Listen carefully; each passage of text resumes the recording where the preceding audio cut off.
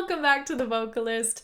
If you're new here, my name is Bethany, and today we are listening to the Mercurotti. This is Marc Martel, and I believe I've seen a clip of him singing Bohemian Rhapsody before, but today we are listening to him sing Nessun dorma in the style of both Freddie Mercury and Pavarotti. From the description I read online, it looks like he was envisioning a duet between the two, so I'm not sure what to expect, but I am very excited. So here we go. Nessun dorma, nessun dorma.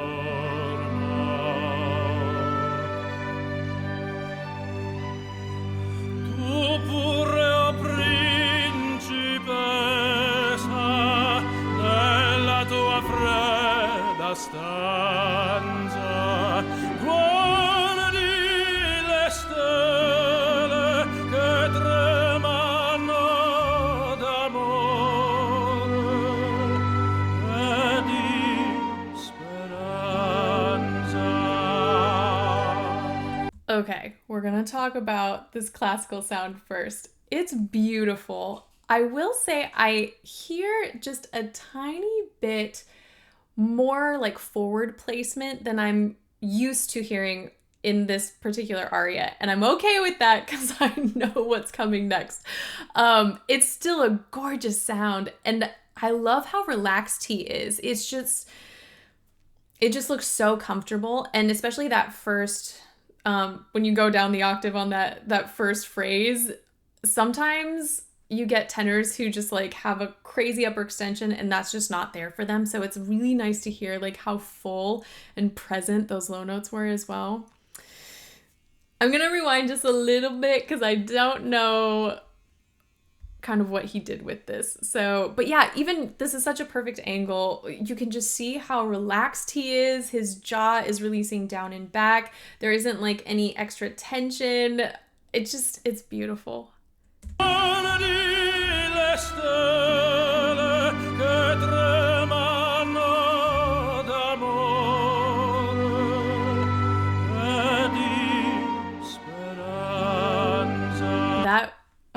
That's probably one of my favorite parts of this aria, is when you can kind of hear it just becomes so warm whenever like you back off like exponentially with dynamics, and you can hear that it's just like it's such a beautiful present sound, and then that little release of tension just creates that warm, like inviting sound. It's so beautiful.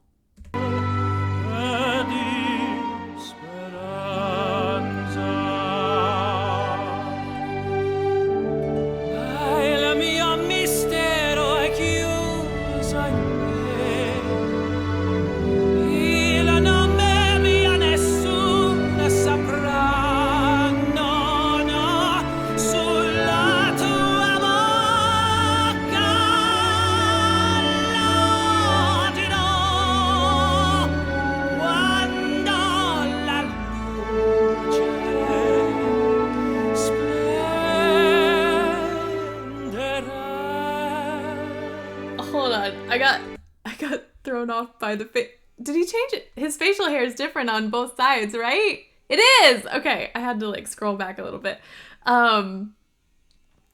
Wow. I always do this to myself. I don't actually know like a lot of background on these singers when I hear them for the first time because I want the surprise. But I'm very curious to know if he has much like where his training sort of initiated, because like I said, gorgeous, beautiful, like classical covered tenor sound.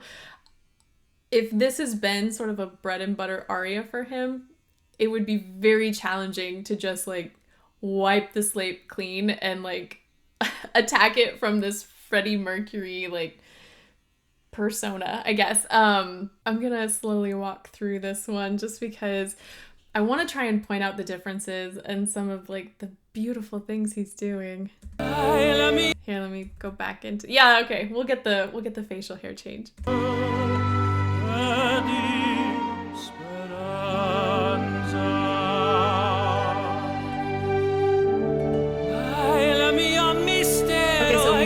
off the bat, so much wider. Like that is probably one of the most defining characteristics of, you know, classical versus contemporary is oftentimes classical singers and like classical music, it just has, the vowels are just feel so much taller. And so when you venture into contemporary, like widening the vowels, it's the difference between like ah and ah. You just create a little bit more space horizontally.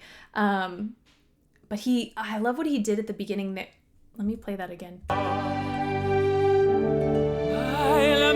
It's almost like a little bit of a whisper, like just to transition. I feel like that's what, it was a very smart strategy to really release all of the muscle tension that was necessary for that operatic sound in order to like reset and go into this other sound.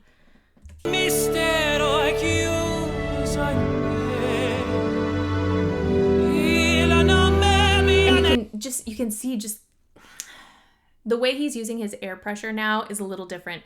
I would kind of classify the first time, or the first section, is more of like a spinning of air, and now I feel like it's kind of like it's like a pull, not even a pull, because he's pushing that air forward. It's very steady. It's not forced or anything, but it's just like, it sounds different.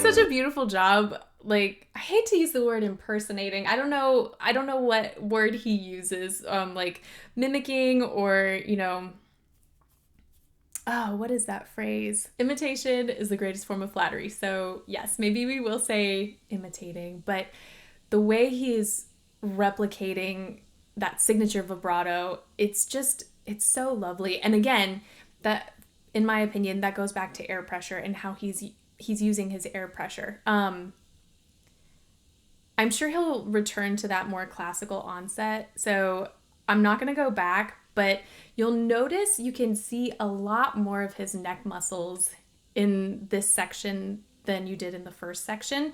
Just like everything, probably from like his abdomen up, had to switch roles entirely because it's just it's a completely different mechanism that he's using right now. We're gonna keep going.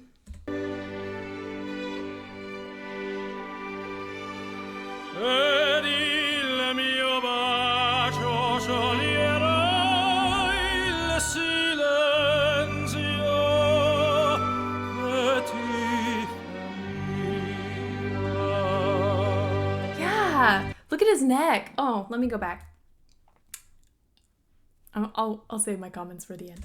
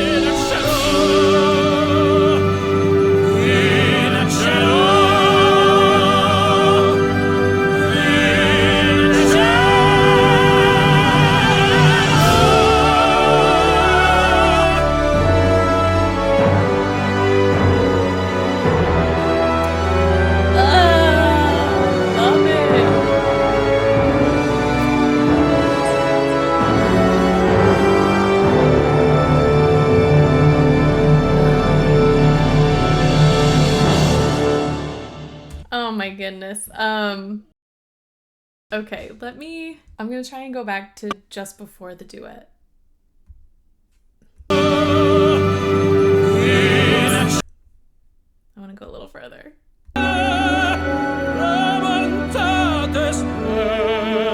Okay, I love that. After all of the manipulation he had to do to transition into that Freddie Mercury sound and then come back into this classical sound, the fact that he was still able to hit that note after all the spreading he had to do is just so impressive. The low note, by the way, is what I'm talking about.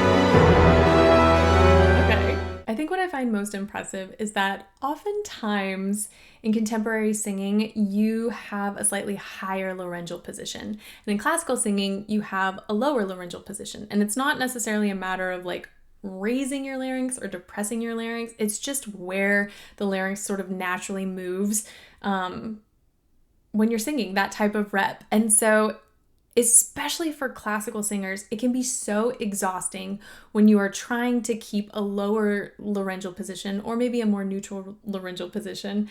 And if your larynx just kind of keeps creeping up, it can cause so much fatigue. And so to switch to this Freddie Mercury sound, allow the larynx to raise probably a little bit high, rise, to go a little bit higher than you're used to for that classical sound.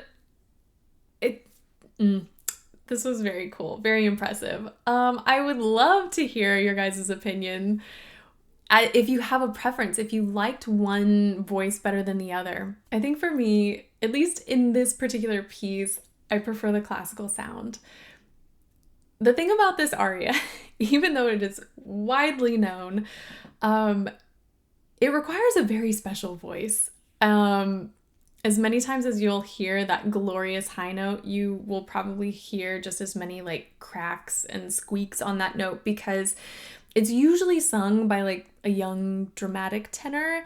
And what that means is, you still want that like weight, that volume, but they have to take it up really high and they can't just, thin out that top note. Like you want that to be just as full and just as lush as like everything that came before it. So what he did with that was just very impressive. Like I mentioned before, I did hear him sing Bohemian Rhapsody and it was incredibly impressive as Freddie Mercury. So now hearing these like two polar opposites, I'm very curious to know if he sort of imitates any other singers.